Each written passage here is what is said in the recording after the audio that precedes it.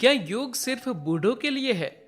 सदगुरु हमारे साथ अपने बचपन की यादें साझा कर रहे हैं और बता रहे हैं कि 11-12 वर्ष की उम्र में उन्होंने खुद योग सीखने की शुरुआत कैसे की थी। प्रश्न: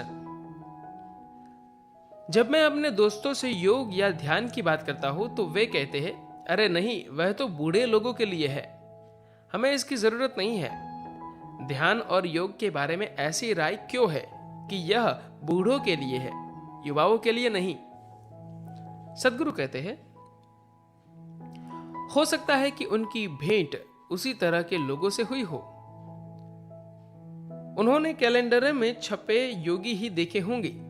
उन्हें लगता है कि योग का मतलब है जीवन में दिलचस्पी का खत्म हो जाना। मैं इसी सोच को बदलने की हर संभव कोशिश कर रहा हूं। मान लीजिए कि एक नौजवान के रूप में आप कुछ ऐसा सीखते हैं जिसके लिए शारीरिक बल चाहिए, जैसे बाइक की सवारी, स्काई डाइव, हेलीकॉप्टर चलाना या स्कीइंग आदि। हो सकता है कि आपको जिसे सीखने में 3 से 5 साल लगे, मैं इस आयु में भी उसे 3 माह में सीख लूं। आप ऐसा अपनी कम उम्र में करना चाहेंगे या तब करना चाहेंगे जब आप मरने वाले होंगे? छात्र कहा, छोटी उम्र में ही सीखना चाहेंगे। सदगुरु कहते, तब आपको निश्चित तौर पर योग करना चाहिए। मैं बिल्कुल गलत वजहों से योग सीखने लगा था, लेकिन जीवन की यही सुंदरता है। अगर आप गलत वजह से भी सही काम करते हैं तो यह कारगर होगा। जब मैं 11-12 साल का था तो हम गर्मी की छुट्टियों में अपने दादा के पुश्तैनी घर में जाया करते थे। पीछे के आंगन में एक कुआं था जिसका व्यास लगभग 8 फीट और गहराई 150 फीट होगी। गर्मियों में जल स्तर जमीन से 60 से 70 फीट नीचे हुआ करता था। हम लड़कों के लिए उसमें छलांग लगाना और उससे बाहर आना एक तरह का खेल था। जब आप छलांग लगाते तो आपको यह काम संभल कर करना होता, वरना आपका सिर दीवार से टकरा कर फट सकता था। बाहर आते समय कोई सीढ़ी या पैर टिकाने की जगह भी नहीं होती थी, केवल पथरीली चट्टान को ही पकड़कर बाहर आना होता था। मैं बहुत भारी नहीं था, पर इसके बावजूद मेरे नाखूनों से खून आने लगता। चोट नहीं लगती थी, पर उंगलियों को पंजे बनाकर लटकने के दबाव की वजह से ऐसा हो जाता था। मैं फिर भी बाज नहीं आता था। मुझे इस बात पर गर्व था कि मैं इस काम में बहुत अच्छा था। एक दिन लगभग 70 बरस का एक बूढ़ा आदमी वहीं खड़ा हमें देख रहा था। हमने उसे अनदेखा किया क्योंकि हमारे हिसाब से इतना बूढ़ा आदमी मरे हुए के बराबर ही था। फिर उसने कुछ कहे बिना अचानक कुएं में छलांग लगा दी। मुझे लगा कि वह जिंदा नहीं बचेगा, पर वह तो मुझसे भी तेजी से ऊपर आ गया। मुझे यह पसंद नहीं आया। मैंने उसे पूछा, यह कैसे हुआ? उसने कहा, आओ योग करो।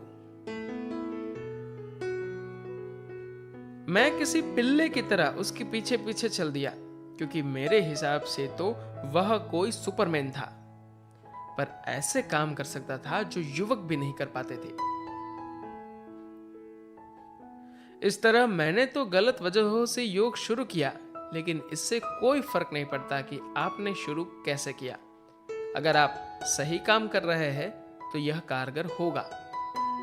अगर आपके पास कोई फोन या गैजेट है तो आपको उसके बारे में इतनी ज्यादा जानकारी होगी, आप उसे उतना ही बेहतर तरीके से इस्तेमाल कर सकेंगे।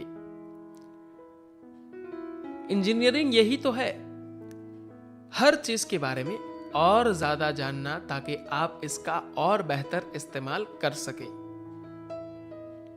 फिर इंसानी तंत्र के साथ ऐसा सच क्यों नहीं हो सकता? आप इसके बारे में जितना ज्यादा जानेंगे, इसका उतना बेहतर इस्तेमाल कर सकेंगे। बस यही योग है। आपको इस धरती पर जितने गैजेट मिलेंगे उसमें से इंसानी तंत्र सबसे सोफिस्टिकेटेड कॉम्प्लेक्स मशीन है। ऐसा क्यों है? क्योंकि आपने कभी इसकी बारीकियों पर ध्यान नहीं दिया। इसका मतलब है कि आपने इसका यूजर मैन्युअल नहीं पढ़ा और आप दुनिया में कोहराम मचाना चाहते हैं। यही वजह है कि शिक्षा जैसी सादी प्रक्रिया भी तनावपूर्ण होती जा रही है। अगर आप संसार में कुछ रचना चाहते हैं तो आपके सामने और बहुत सी चुनौतियां आएगी। अगर आप इंसानी तंत्र को इस्तेमाल में लाने की संपूर्ण कला जानते हैं तो हम कह सकते हैं कि आपको आत्मज्ञान हो गया है। इसका मतलब ये नहीं कि आप स्वर्ग चले गए हैं। इसका मतलब है कि आप इस इंसानी तंत्र को संपूर्ण तरीके से जान गए हैं। आप जान गए हैं कि यह सिस्टम क्या क्या चीजें कर सकता है। मैंने अपने जीवन में बस यही जाना है। मैं इस जीवन को इसके मूल में लेकर चरम तक जानता हूं। लोगों को लगता है कि मैं सब जानता हूं। यह उनकी समस्या है। मैं केवल इतना ही जानता हूं।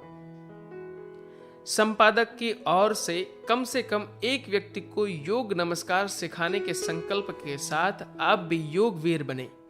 योग नमस्कार एक सादा और शक्तिशाली तंत्र है जो मेरुदंड को लोच, फ्लेक्सिबिलिटी और शक्ति प्रदान करता है और बुढ़ापे की वजह से रीढ़ की हड्डी के धंसने को भी रोकता है। योग नमस्कार सद्गुरु ऐप पर भी उपलब्ध है। अगर आपने अभी तक ऐप डाउनलोड नहीं किया तो अभी करें। धन्यवाद।